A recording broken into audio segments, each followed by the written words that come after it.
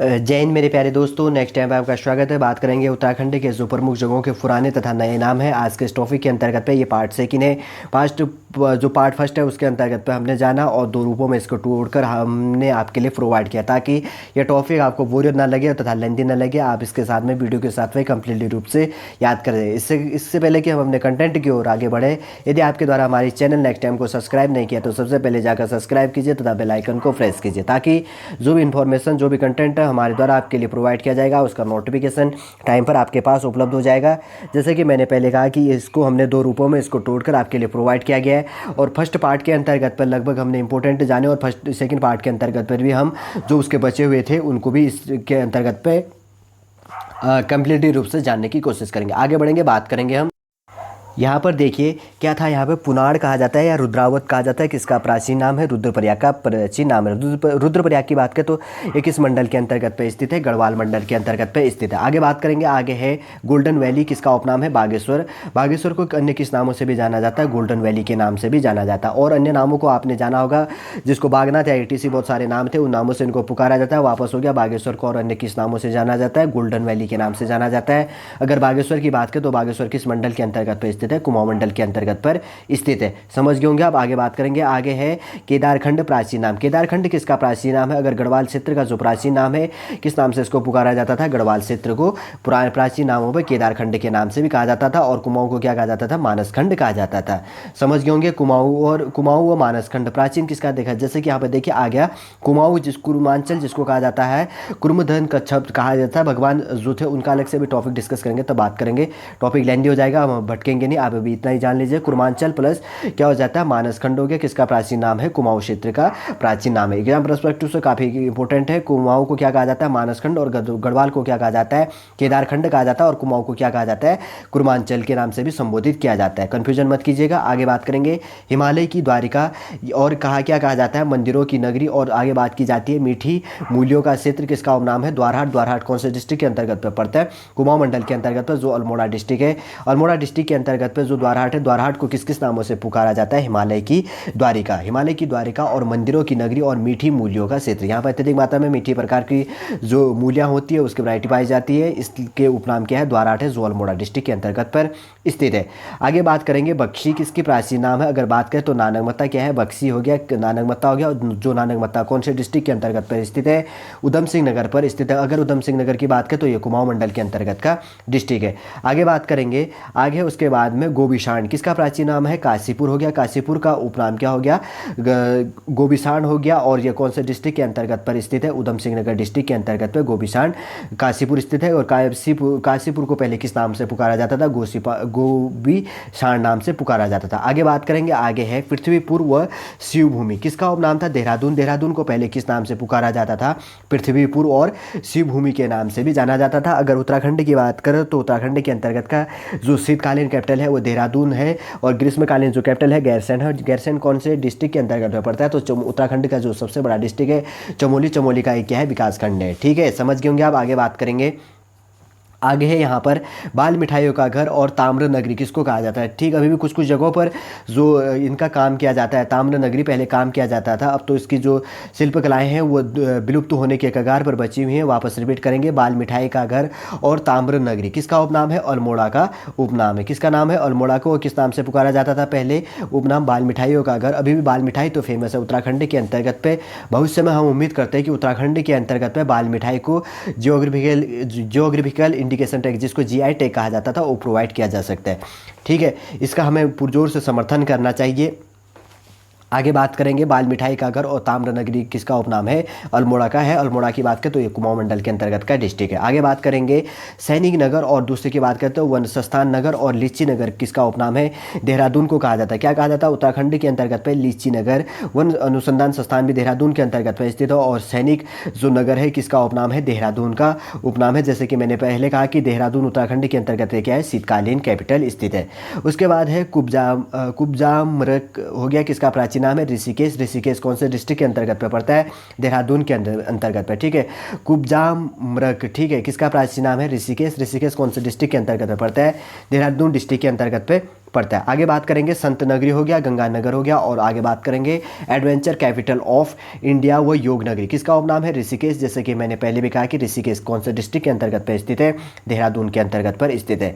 वापस रिपीट करेंगे, संत नगरी हो गया, गंगानगर हो गया, एडवेंचर कैपिटल ऑफ इंडिया वो क्या हो गया? योग नगरी हो गया। किसका उपनाम है? ऋषिकेश का उपनाम है।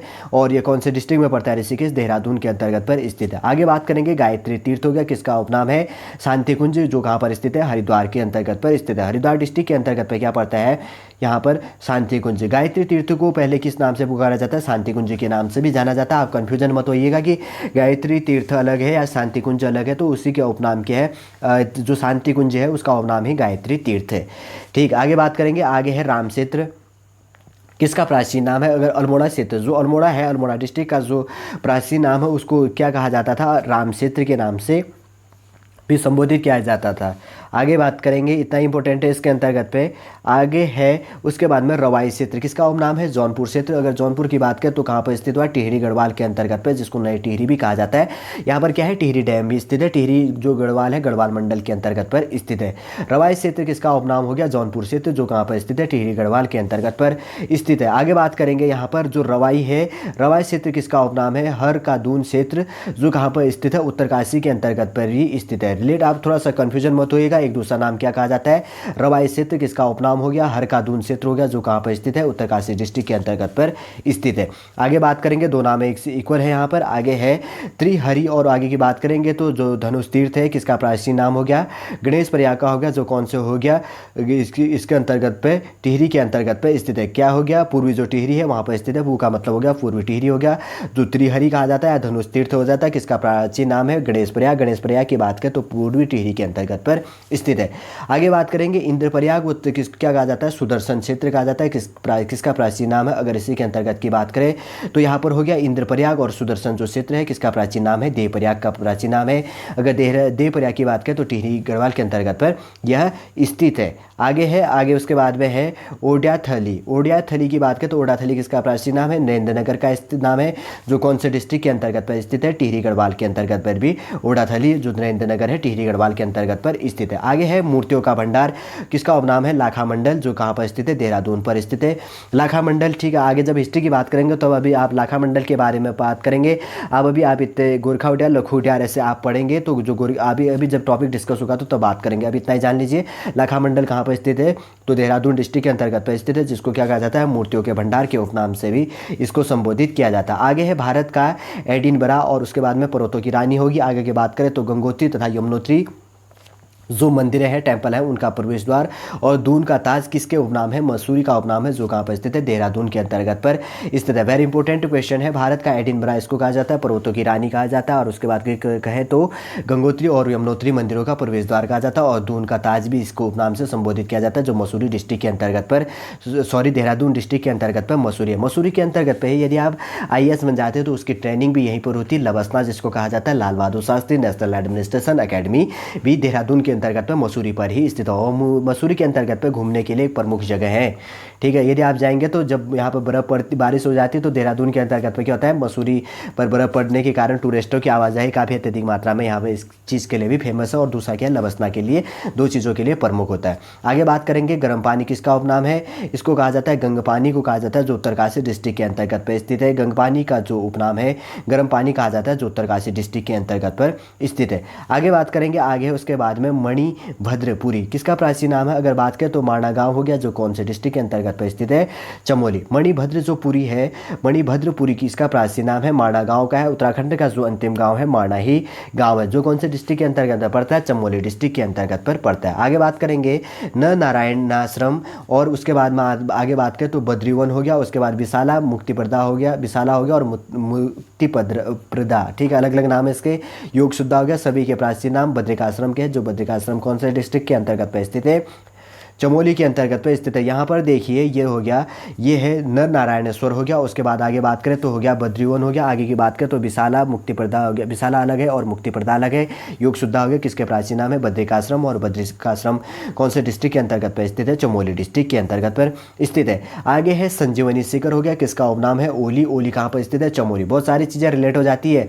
संजीवनी शिखर किसका उपनाम है? ओली का उपनाम है, जो कौन से डिस्ट्रिक्ट के अंतर्गत पर स्थित है? चमोली डिस्ट्रिक्ट के अंतर्गत पर यहाँ पर स्थित स्थित है। आगे बात करेंगे यहाँ पर हो गया ध्यान केंद्र, जो नीचे लिखा गया है ये देखिए ध्यान केंद्र किसका उपनाम है, तपोवन। तपोवन कौन से कहाँ पर स्थित है, जोशीमठ पर स्थित है। अगर जोशीमठ कहाँ पर स्थित की बात करें तो कौन से डिस्ट्रिक्ट के अंतर्गत में पड़ता है, चमोली। बहुत चीज़ें रिलेट होती है, क्वेश्चन है ध्यानपूर्वक आप सुनिएगा। जो ध्यान केंद्र है किसका उपनाम है, तपोवन। तपोवन जोशीमठ और ये जो किस डिस्ट्रिक्ट के अंतर्गत में पड़ते हैं, चमोली डिस्ट्रिक्ट के अंतर्गत पे पड़ता है। ठीक, चमोली के बारे में तो हम बार बार डिस्कस करते हैं, इसलिए आप समझ गए होंगे, बार बार रिलेट करने की भी आवश्यकता नहीं पड़नी चाहिए। उसके बाद है भू बैकुंठ, किसका उपनाम है, बद्रिकाश्रम का है। बद्रिकाश्रम कौन से डिस्ट्रिक्ट के अंतर्गत पे स्थित हो गया, चमोली डिस्ट्रिक्ट के अंतर्गत पे क्या हो गया, भू बैकुंठ हो गया। किसका उपनाम हो गया, बद्रिकाश्रम का उपनाम हो गया। आगे बात करेंगे, आगे है यूसी कहा जाता है या ज्योतिर्मठ कहा जाता है, किसका प्राचीन नाम है, जोशीमठ का प्राचीन नाम है। और जो जोशीमठ है कौन से डिस्ट्रिक्ट के अंतर्गत पर स्थित है, चमोली डिस्ट्रिक्ट के अंतर्गत पर स्थित है। योशी कहा जाता है या ज्योतिर्मठ कहा जाता है, और किसका प्राचीन नाम है, जोशीमठ का प्राचीन नाम है, जो चमोली डिस्ट्रिक्ट के अंतर्गत पर स्थित है। आगे बात करेंगे, आगे उसके बाद में दूध का कटोरा किसका उपनाम है, धुधातोली को कहा जाता है, जो पौड़ी गढ़वाल पर स्थित है। उत्तराखंड का पामीर का पठार भी किसको कहा जाता है, धुधातोली की पहाड़ियों को ही कहा जाता है।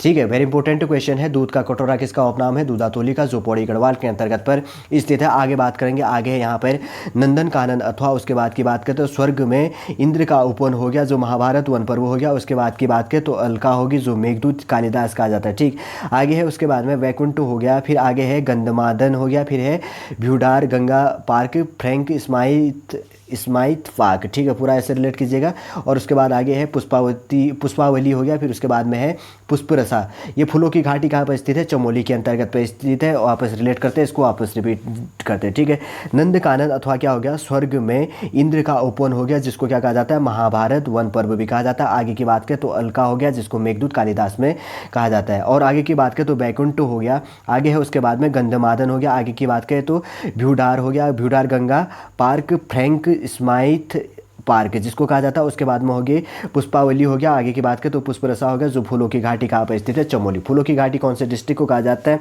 तो आपका आंसर रहेगा चमोली डिस्ट्रिक्ट को कहा जाता है। आगे बात करेंगे, फूलों का बुग्याल किसका उपनाम है, गोरसो बुग्याल को कहा जाता है, जोशीमठ के निकट, जो चमोली पर स्थित है। देखिए, मैंने जैसे पहले कहा कि फूलों की घाटी चमोली पर स्थित है, उसको किस नाम से जाना जाता है, फूलों का बुग्याल। उपनाम इसका नाम है, जिसका किसका उपनाम है, गोरसो बुग्याल का। अब आज के टाइम की बात करें तो इसको गोरसो बुग्याल के नाम से जाना जाता है, जो उत्तराखंड के अंतर्गत में चमोली डिस्ट्रिक्ट के अंतर्गत में जोशीमठ के निकट पर स्थित है। आगे है केदार, जो किसका उपनाम है, थल केदार को कहा जाता है, जो कौन से डिस्ट्रिक्ट के अंतर्गत में पड़ता है, पिथौरागढ़ डिस्ट्रिक्ट के अंतर्गत पे पड़ता है। आगे की बात करेंगे, केदारजू किसका उपनाम हो गया, थल केदार का हो गया, जो पिथौरागढ़ डिस्ट्रिक्ट के अंतर्गत में पड़ता है। आगे की बात करेंगे, आगे है यहाँ पर रंगिलो वैराट हो गया, किसका उपनाम हो गया, उत्तरकाशी का कुछ क्षेत्र और अल्मोड़ा का जो गेवाड़ क्षेत्र है उसको क्या कहा जाता है, रंगिलो बेराट कहा जाता है। किसका उपनाम हो गया, रंगिलो बेराट। उत्तरकाशी और जो अल्मोड़ा के जो प्रमुख कुछ क्षेत्र है उनको क्या कहा जाता है, गेवाड़ क्षेत्र के नाम से पुकारा जाता है। आगे बात करेंगे मोतेश्वर। अगर मोतेश्वर किसके प्राचीन की बात करें तो मोतेश्वर मुक्तेश्वर की बात कहा जाता है। ये नैनीताल डिस्ट्रिक्ट के अंतर्गत पड़ता है। सर्वाधिक ठंडा वाला स्थान मुक्तेश्वर ही स्थित है। मुक्तेश्वर का जो प्राचीन नाम है, किस नाम से जाना जाता था इसको, मोतेश्वर। मोतेश्वर को कहा जाता है, ये नैनीताल डिस्ट्रिक्ट के अंतर्गत पर पड़ता है। समझ गए होंगे आप, आगे जानने की आवश्यकता नहीं होगी, इतना ही रिलेट है। इसके बाद आगे है फलोद्यान का देश, किसको कहा जाता है, ऑर्चर्ड कंट्री किसको कहा जाता है, किसका उपनाम हो गया, तो चौबटिया को कहा जाता है, जो अल्मोड़ा डिस्ट्रिक्ट के अंतर्गत पर पड़ता है। वापस रिपीट करते हैं, क्या है यहाँ पर कन्फ्यूजन हो रहे होंगे आप।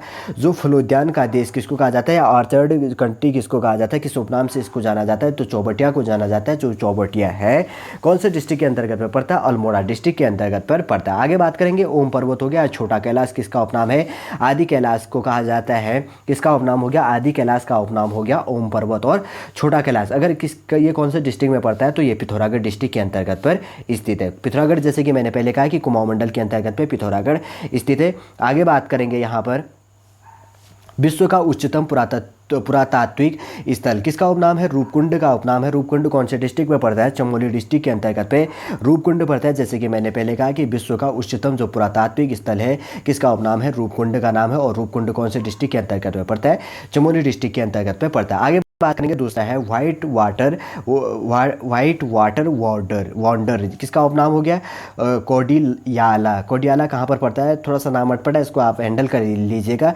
कोडियाला। और उसकी बात करें तो ये कौन से डिस्ट्रिक्ट के अंतर्गत में पड़ता है, टिहरी गढ़वाल के अंतर्गत पे पड़ता है। ठीक है, अगर टिहरी की बात करें तो वापस क्या हो गया, व्हाइट वाटर वॉन्डर हो गया, किसका उपनाम हो गया, कोंडियाला हो गया।